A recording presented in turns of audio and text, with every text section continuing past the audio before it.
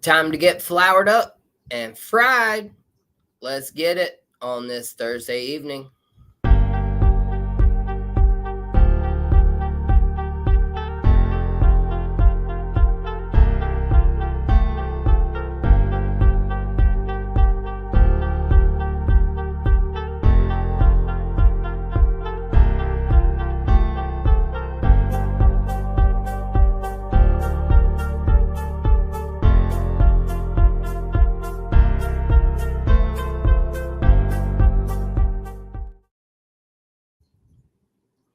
Good evening, ladies and gentlemen. It is me, the hostess for the mostest. It's the first time I've ever called myself that. We'll go with it. Why not? I'm JD Wyatt of Southern Fried Sports. I have a fantastic lineup of topics that we are going to talk about this evening. Man, I got a little Panthers take. I have what is your most embarrassing moment ever? We will talk about it, and I will explain why we are going to talk about it. But yeah, we've got Panthers, we've got Gamecocks, LSU, we've got game day, we've got high school football going on right now as we speak. Shout out to my Clinton Red Devils, as a matter of fact. They had a long kickoff return on the first play of the game. And then second play of the game, first play from scrimmage, punched it in for a touchdown. So the Clinton Red Devils right now are up 7-0 on the Chapman Panthers. That has been a very good matchup over the years, y'all. Chapman and Clinton. I know we just recently started playing that series here, like 6 years ago or so, I think it is. But man, it has been a fantastic series so far. We've met in the region. We have fought back and forth for the region. We've met in the playoffs. Anyways, though, like I said, I have a numerous cornucopia of topics that we are going to talk about this evening. Thank you for being here. Listen, y'all go subscribe right now at Southern Fried Sports JD. That is how you are watching this. Just hit the like button, subscribe button. It doesn't cost you a thing other than to give your click finger a little exercise. And I know that if you're on your phone, you give your click finger some exercise. So let's talk about this one first. The Carolina Panthers. All right, we all know that they got blown out 47-10 to start week one. Bryce Young, first pass, interception. I mean, at that point, I'm sure that a lot of people turned the TV off. And I could tell that was the case because literally everybody has been talking about this week us getting the number one draft pick again. What are we going to do with this number one draft pick? Are we going to keep Bryce Young? I mean, the questions have been asked. And so I have this question for everybody, though, regarding your NFL fandom. How much does your NFL fandom cost? Because I'll tell you right now, any NFL team or fan, if you want to comment and let me know, any one of you guys can come in right now and claim my fandom cheaper than you can get a ticket to the Carolina Panthers game this weekend. What? What did I just say? Yeah, you heard me right.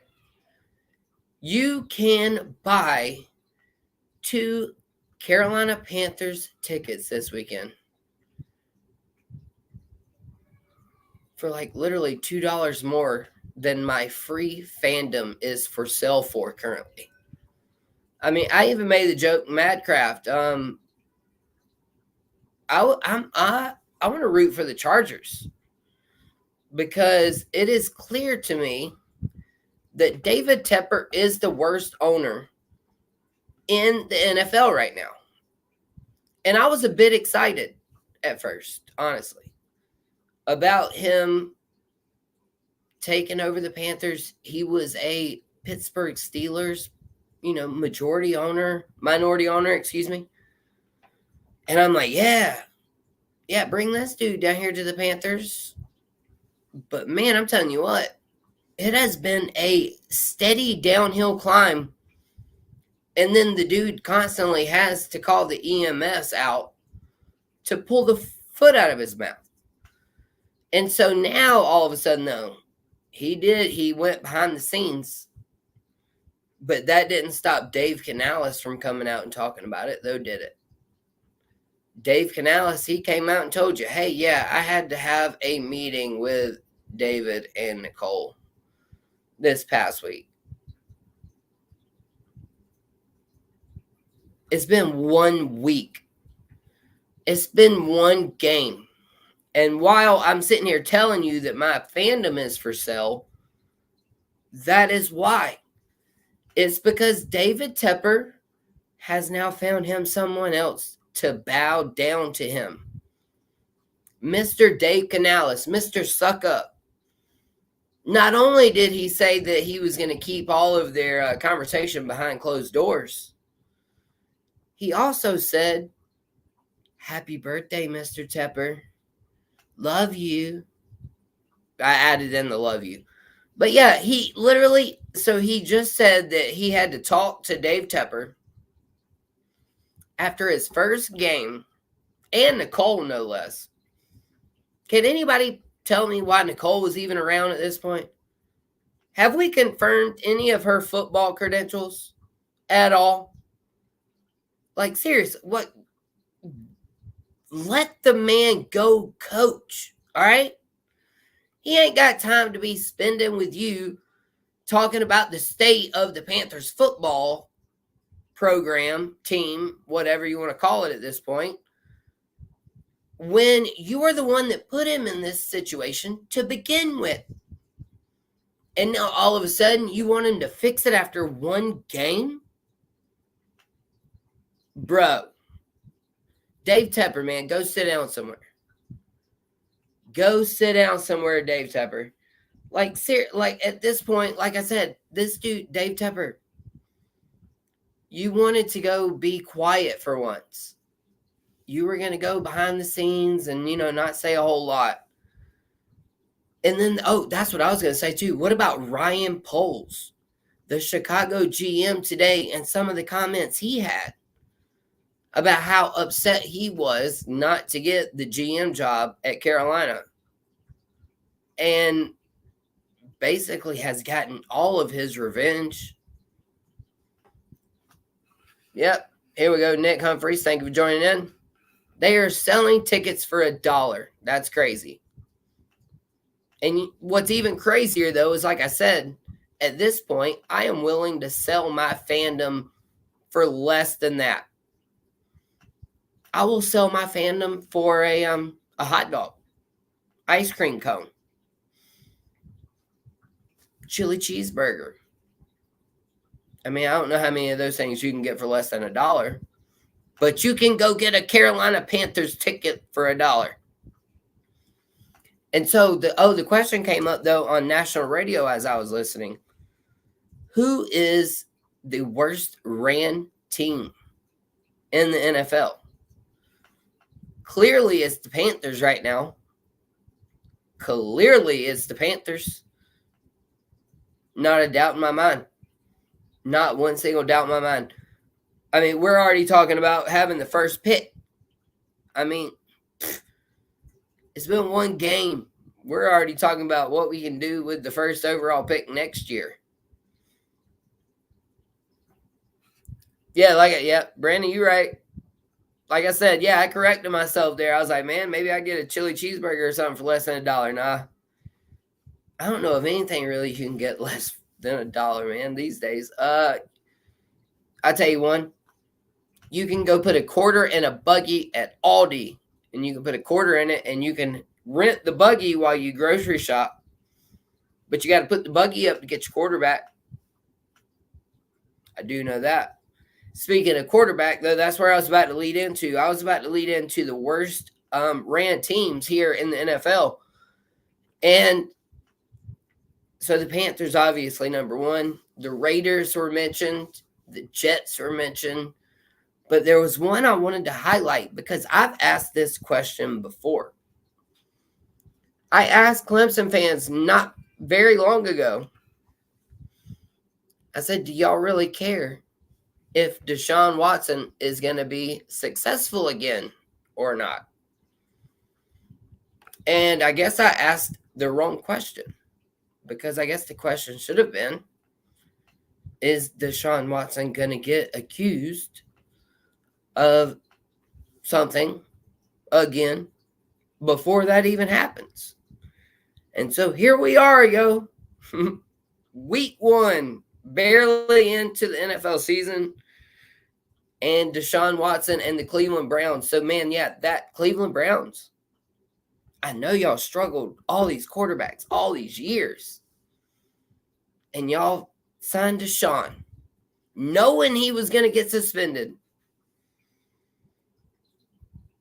to $250 million guaranteed. And, man, to me, I think that makes the Browns, again, right there, worst ran NFL franchises in America. Right behind the Panthers, coming in number 1. It's the only thing the Panthers are number 1 in. So, yes, my fandom is for sale. I say it is for sale, but it's actually free. So if any of you NFL teams out there want to claim J.D. Wyatt, you can get a loyal, passionate fan for free right here on Southern Fried Sports.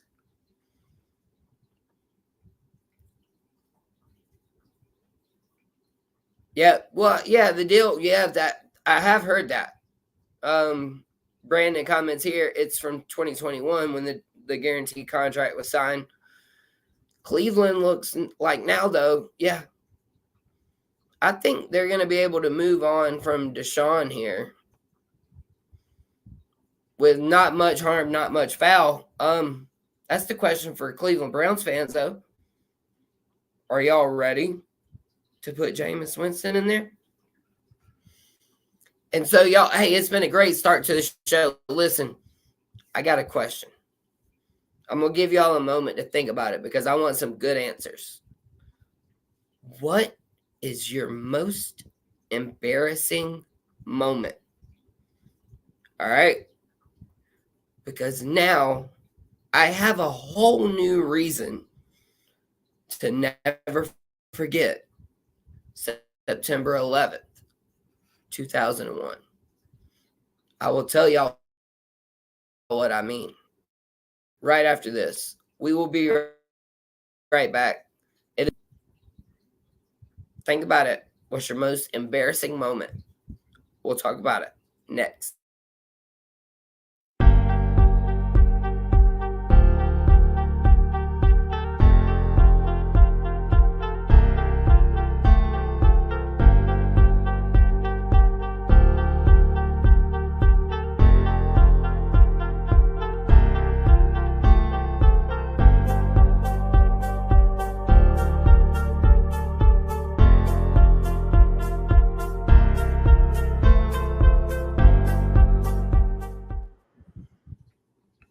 All right, and I'm back. Sorry, y'all. I just like to reset myself, give everything a minute to resonate, give y'all a minute to think about what I just asked.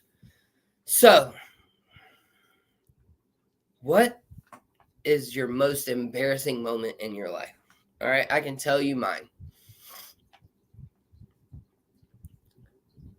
Freshman year, baseball player. Baseball field was too wet. We had to go out on the football field and catch fly balls. And so we're catching batting cage balls, which I don't know if you know this or not, but batting cage balls, they have a few more dimples in them. They tend to move a little more than a normal baseball when you're trying to catch it. And so, man, yeah, I'm lined up right under this fly ball. Man, this thing conked me right on the top of the head. They said it bounced as high as the bleachers were in Clinton Stadium there, Wilder Stadium, Keith Richardson Field, down in Clinton, South Carolina. Yeah, they said the ball bounced further off my head than how high the stadium reached. Which, like I said, it was a batting cage ball. I got a pretty hard noggin. But embarrassing moments, wow. So we will always never forget 9/11. If you were alive, you know where you were when the terrorist attack happened. And you will always know the minute you found out where you were, what you were doing, and you'll never forget that. And so as I became older, though, and I had my experience with 9/11, I married my wife, my beautiful wife, Kara, and turns out her grandfather, though, was actually born on 9/11, September 11th. Obviously not that same year, but can you imagine that day? You're celebrating your birthday. You wake up, it's a great day. You're celebrating your birthday. And holy smokes. I mean, literally, the Twin Towers, the Pentagon, everything goes down in smoke. And y'all might have to bear with me a little bit. I got a little tear coming up. Kara's granddad, man.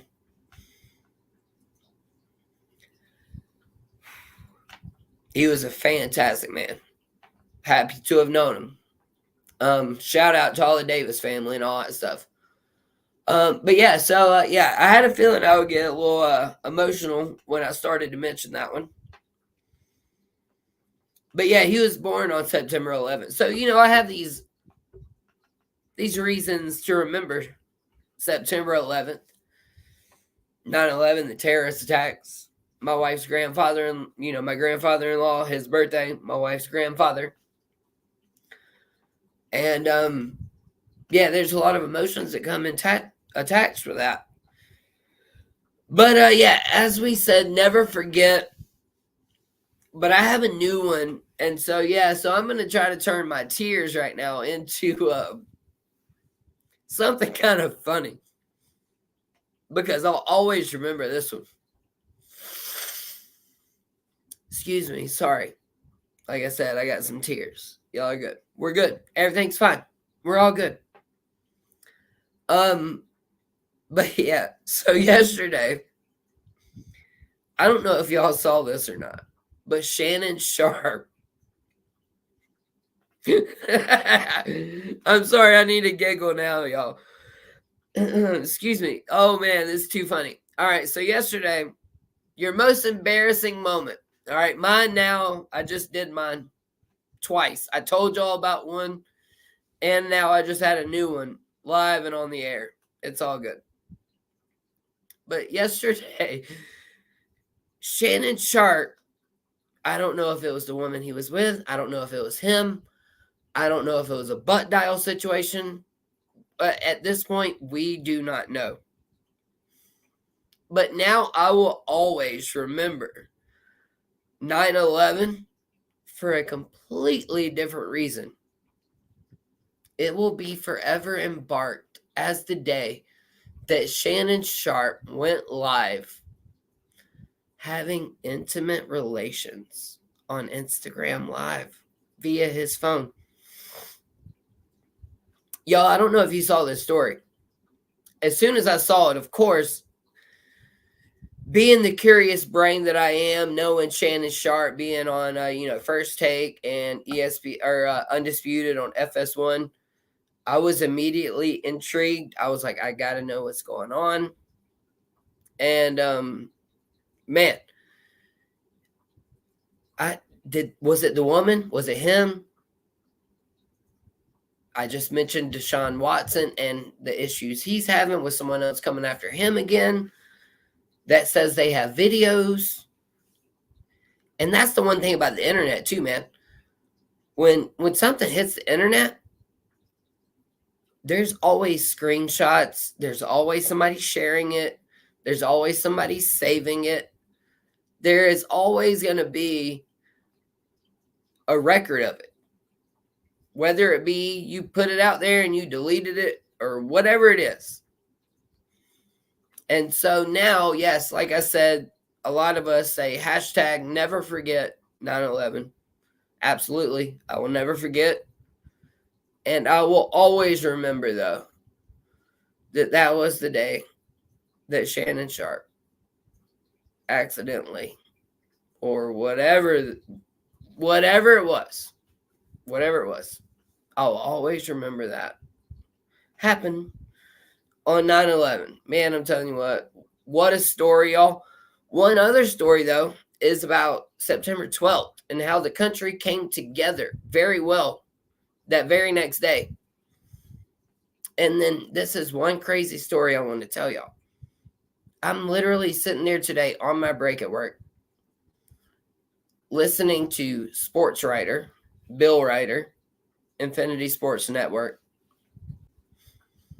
And he was just like, yeah, I'm going to keep talking now. That was an earthquake that I just felt. He experienced an earthquake live and on the air and just kept talking like it was nothing. And hopefully nobody got hurt down in Malibu with the 4.7 magnitude earthquake that happened. Man, that's just wild. That's the wildest thing I've ever heard happen on live radio since 9/11. And man, I'm telling you what, just it's crazy all these things kind of happen like that together. I don't believe in coincidences. Just like I don't believe that LSU and South Carolina baseball got scheduled for their finale of the year when we just hired LSU's former head baseball coach.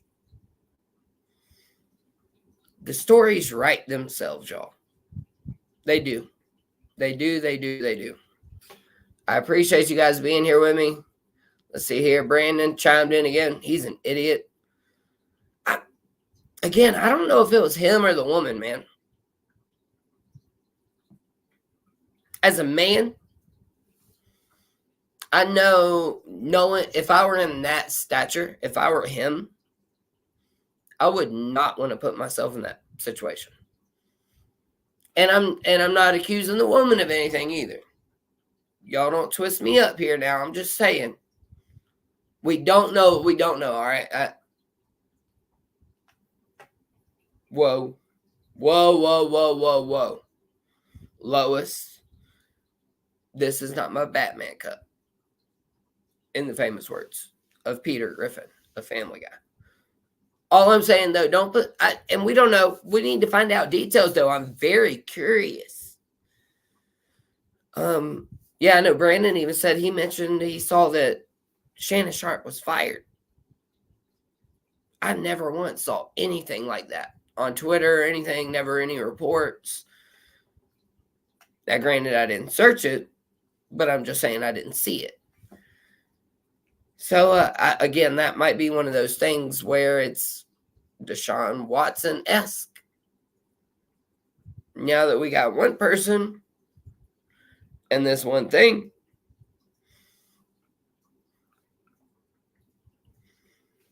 once the snowball starts rolling downhill, yeah, maybe. Bad case of the CTE. Have you seen Antonio Brown? I'm pretty sure his Twitter handle says @ABCTE. Don't call me on that, but I'm pretty sure. But y'all, hey, we're having a fantastic conversation so far. I've got one or two more little things we'll get to real quick. Y'all give me just one moment. I'll be right back.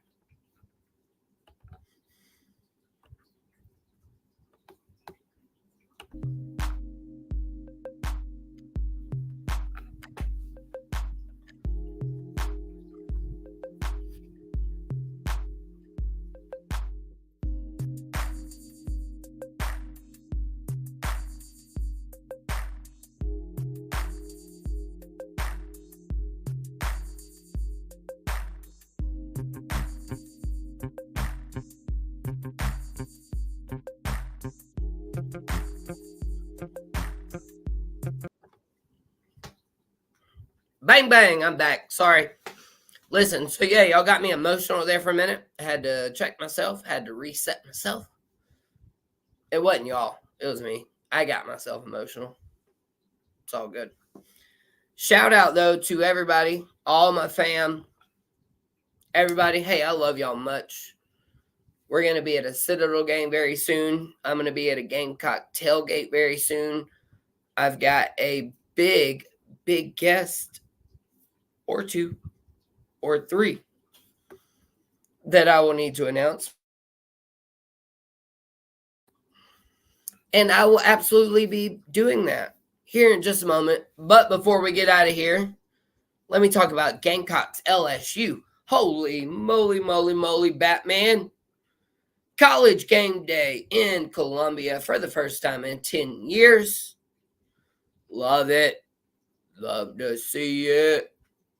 Mwah. I'm just Pat McAfee, Kirk Herbstreit, Josh Pate, SEC Unfiltered. Man, everybody. Y'all get down there to Columbia early. Y'all get ready to rock and roll. Because it is time to embrace the pressure. Okay? We have far too long had big wins and then had a letdown the following week. It could change this week. It could. ESPN has my man Kelly Ford, or ESPN has my Gamecocks as a 49% chance to win. LSU 51. My man Kelly Ford, however, has it vice versa. LSU 49%. South Carolina 51. It's a 7-point spread. And I think we're going to come out and play. I think Williams-Brice will absolutely register, like I just mentioned that earthquake a minute ago. Williams-Brice might register on the Richter scale this weekend. It wouldn't shock me one bit if it did. Y'all come into the game. Y'all stay there. I think we're in for a battle. I do. LSU has thrown it 65% of the time. I think it is. I think it's going to reverse this week, though. I think LSU is going to see the film from the Kentucky game. And I think that LSU is going to come to run the ball early and often. We saw Kentucky do it 8 times in a row for 60 yards. If that happens, buckle up. We are in trouble. I don't think that will happen. I think Brian Kelly is too stubborn. I think he would try to throw the ball more often. But with that in mind, I do think they will come out and run the ball more than they have previously. Also, on the LSU defensive side of the ball, Perkins, if I remember right. Perkins has changed positions. LSU has apparently swapped to a dime defensive back, which, mind you, that is what we had against Old Dominion. Old Dominion played a 3-2-6. Y'all remember the struggle that we had against that 3-2-6. I think LSU identified something on the film. I think they moved Perkins to that position for a very specific reason. I think he will probably be tracking Lenora Sellers most of the day. And I think we have a hard fought battle coming. I think Gamecock fans show up. I think we show out. I don't think we play a bad game. I do find us falling short, though. 24-22, 27-25. And I say that random score for the Gamecocks because, we always have some kind of weird special teams play. I do think that comes into account, whether it be a 2-point conversion or a block kick, whatever the case may be. But at the end of the day, I think LSU just has the talent that might get us up out of there.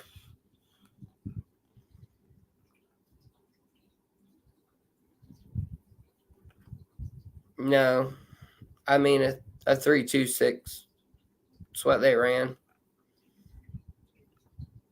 There's no rule against how many linebackers you have to have on the field. It was a 3-2-6. 5 is a nickel. Dime is 6 defensive backs. I appreciate the input, but they ran a 3-2-6. And that's what LSU was looking to run this week. Look it up. Send me the rule. I'm telling you. Yeah, I know you coached. I'm telling you it was a 3-2-6. Okay. Whatever you say. I'm telling you. Look it up. ODU ran a 3-2-6. 11 players on the field. There are no rules about linebackers. Not a one. They could run a 4-7 if they wanted to, I'm sure. Anyways, anybody want to help me out here? Any Gamecock fans that know what I'm talking about? Got me all twisted up. But how about high school football? Moving the Chains podcast, doing great work. We've got Belton and Westside, top 3A and 4A schools going up against one another. Absolutely fantastic stuff this evening, though. I'm fixing to bounce out. Man, I'm telling you what, it's been a great episode. Y'all saw me get emotional. What's your most embarrassing moment? Y'all tell me. I want to know. We got Gamecock, LSU, Clemson on a bye week. Clemson fans, I didn't forget you. I just know y'all ain't got nothing to say this week. Y'all just trying to build up for next week. That's all right. Y'all do what you got to do. Y'all be blessed, not stressed. And, hey, guess what? SEC Unfiltered, Chris Phillips, will be joining me on the show Monday, 8 p.m. We'll get y'all right off to your Monday night football. Y'all be blessed, as I say. And just be kind. Be humble. Dang it. Much love. We'll see y'all on the other side. And I am out.